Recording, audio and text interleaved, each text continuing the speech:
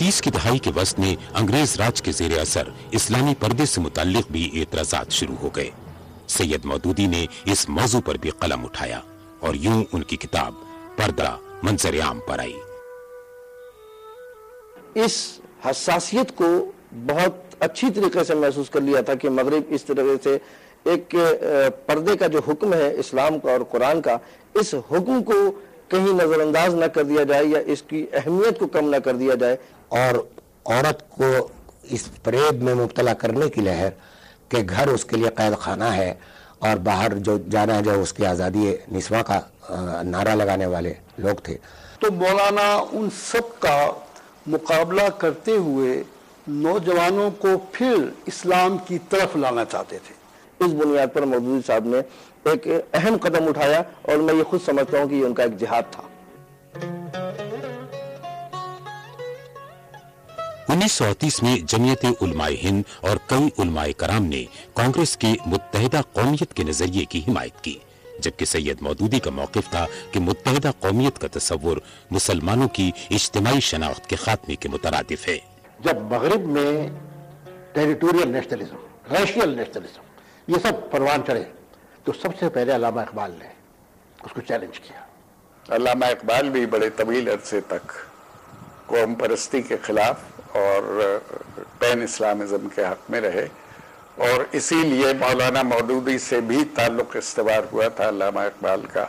लेकिन जिस कुव्वत के साथ, दलाइल की सेहत के साथ और मगरबी अक़वाम की तारीख के तनकीदी मुताले के साथ मौलाना मौदूदी ने इस मौजू पर लिखा है। उसने जहनों की आबियारी की है और बड़े पैमाने पर पूरी तहरीक के जुलूम में चलने वालों में एक हौसला और एतमाद पैदा करने की कोशिश नजर आती है और ये बड़ी कामयाब कोशिश है। 20वीं सदी के अजीमुल मर्तबत शायर डॉक्टर अल्लामा इकबाल ने उन्हें दावत दी कि वो सूबे पंजाब आकर दीन इस्लाम पर जदीद राहों पर तहकीक और इस्लामी तदरीस का बाकायदा आगाज करें। अल्लामा इकबाल ये चाहते थे कि जो इस्लामी फ़िक़्ह है उसकी तदवीन जदीद हो ताकि वो असर हाज़र के तकाज़ों के मुताबिक नाफिज किया जा सके उसको। दूसरे लफ्ज़ों में समझे इस्लाम की एक लेबॉर्ट्री हिंदुस्तान में देखना चाहते थे और उनका ख्याल ये था कि पंजाब इसके लिए सबसे मौजू इलाका होगा। उस ज़माने में तकरीबन सारे जो भी उलमा थे वो हिंदुस्तान में थे, पंजाब उनसे महरूम था और इसी सबब इनको ख़ास तौर पर हिंदुस्तान से बुलवाया गया। और वो एक ख़ास तर्ज पर जो माशरा तश्कील देना चाहते थे उसकी इब्तिदा उन्होंने पठानकोट में रखी थी और दारुस्सलाम के नाम से उन्होंने बस्ती आबाद की थी। और इस तरह इस्लामी तहरीक और इस्लामी फ़िक्र इन दोनों मैदानों में उन्होंने उस मिशन को पूरा किया जो इकबाल का ख्वाब था। आज भी अरबी ज़बान उसी मकाम पर है, कुरान उसको पकड़ के बैठ गया है। सैयद मौदूदी की तालीमात का सबसे ज्यादा असर नौजवान तबके पर हुआ। गोया उनके ख्यालात अब एक तहरीक की सूरत इख्तियार कर रहे थे, लिहाजा उन्होंने एक साले जमात की जरूरत के उन्वान से एक मजमून लिखा जो अप्रैल 1941 में तर्जुमानुल कुरान में शाये हुआ।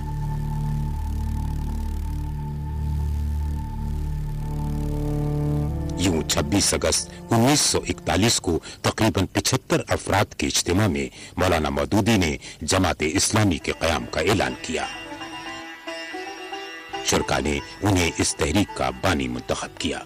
मौलाना मौदूदी को एक ऐसी इनकलाबी जमात की ज़रूरत थी कि जो पूरे इस्लाम को निज़ाम हयात के तौर पर कबूल भी करे और वो इनकलाब ये हो कि जिसमें अमन कायम हो, अदल कायम हो और जो हुक्मरान बने वो अल्लाह ताला की इक़्तिदार को एक अमानत समझे। नज़र ऐसा आता है कि मौलाना मौदूदी वहाँ पर कोई अपनी मुमताज़ जगह पाने में नाकाम रहे, इसलिए उन्होंने कोशिश की कि अपनी एक अलहदा से जमात जो है वो बनाई जाए। मकसद सियासत में हिस्सा लेना नहीं था बल्कि मुसलमानों की माशरत में दीनी अक़दार का अहया और फ़रोग़ था। तहरीक आज़ादी के दौरान मौलाना मौदूदी ने कांग्रेस के हामी उलमा का साथ नहीं दिया। दूसरी जानिब वो मुस्लिम लीग के मौक़िफ़ से भी मुकम्मल तौर पर मुत्तफ़िक़ नहीं थे। ये सोचा जाता था कि जो क़यादत है तहरीक की वो क्योंकि इस्लामी नज़रियात पे अबूर नहीं रखती, लिहाजा ये ना पाकिस्तान होगा, ये इस्लामी रियासत नहीं होगी। मौलाना मौदूदी ने ये बात ज़रूर कही थी کہ قائد اعظم کے پاس ایسی ٹیم نہیں ہے کہ جو آزاد مسلم ملک کا انتظام سنبھال سکے، اور یہ بات بعد میں ثابت بھی ہو گئی، اور خود قائد اعظم نے یہ بات کہی تھی کہ میری جیب میں کھوٹے سکے ہیں۔ ان کا یہ خیال تھا کہ ہم یہاں مسلمانوں کو تو اکٹھا کر لیں گے، مگر جو مسلمان وہاں رہ جائیں گے ان کا کون تحفظ کرے گا؟ تو وہ یہ سوچ تھی، یہ خدا نہ خواستہ ایسی سوچ نہیں تھی کہ ایک علیحدہ ملک نہ بنے۔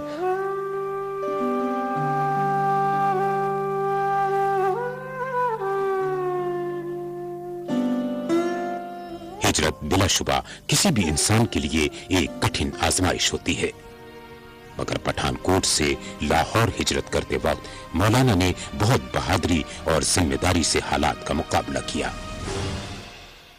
آگ اور خون کی اس جنگ میں پٹھان کوٹ چھوڑنے والے وہ آخری مسلمان تھے۔ چاروں طرف سے ہندوؤں اور سکھوں نے گھیر رکھا تھا اس بستی کو، صرف ایک بندوق تھی اور ہمارے والد کے پاس تھی، اور وہ اس کو لے کے وہ رات کو پہرا دیتے تھے۔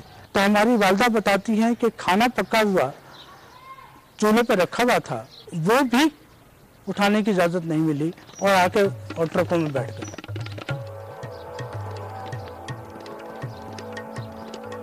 لاہور آ کر رہائش کے سلسلے میں انہیں کچھ عرصہ پریشانیوں کا سامنا رہا، اور جب اچھرا کے علاقے میں انہیں کسی طرح ایک مکان نصیب ہوا تو اس کے ایک حصے میں رہائش اختیار کی اور باقی حصے کو جماعت اسلامی کا دفتر بنا دیا۔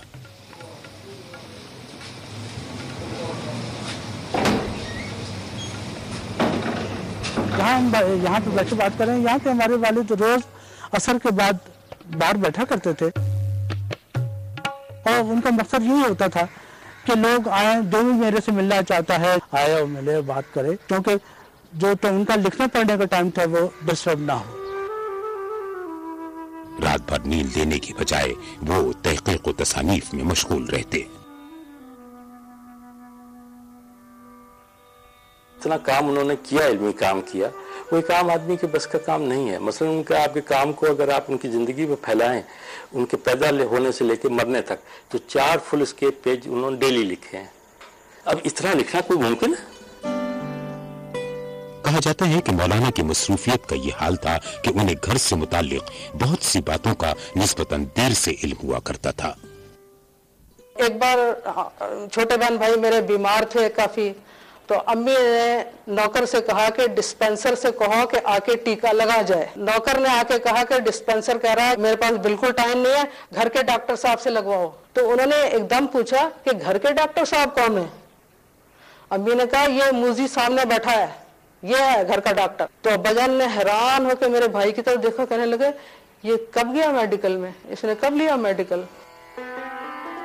23 دسمبر 1947 مولانا ابوالعلا مودودی کی قیادت میں اسلامی جمعیت طلبہ کی بنیاد ڈالی جاتی ہے۔ شروع سے ان کے ذہن میں یہ بات رہی ہے کہ نوجوانوں کو اہمیت دینی چاہیے، اور نوجوانوں کی ذہنی اور اخلاقی تربیت ہی اسلام کی نشو ثانیہ کی بنیاد بن سکتی ہے۔ ایک اور چیز ہے جس پہ میں ضرور ان کا ذکر کرنا چاہوں گا، سیاسی جماعت کو بڑا منظم کیا ہے، جو بھی سسٹم بنا کر دے کر گئے ہیں وہ ابھی تک قائم ہے، اور اس میں سے ایک پہلو ہے جس میں بہت ساری سیاسی جماعتیں پیچھے رہ گئی ہیں کہ نوجوانوں کی تربیت۔ میں یہ سمجھتا ہوں کہ پاکستان اور پاکستان کے نوجوانوں کے سامنے خصوصی چیلنج جو موجود ہے، جو ایک نوجوان کو اس کے دین سے، اس کی بنیادوں سے دور کر کے بے ہنگمی، لاابالی پن اور غیر سنجیدگی کی طرف لے جا رہا ہے۔ اس کے لیے آج سے کئی برسوں قبل مولانا مودودی نے اپنا فکری لٹریچر نوجوانوں کی رہنمائی کے لیے ایک صدقہ جاریہ چھوڑا۔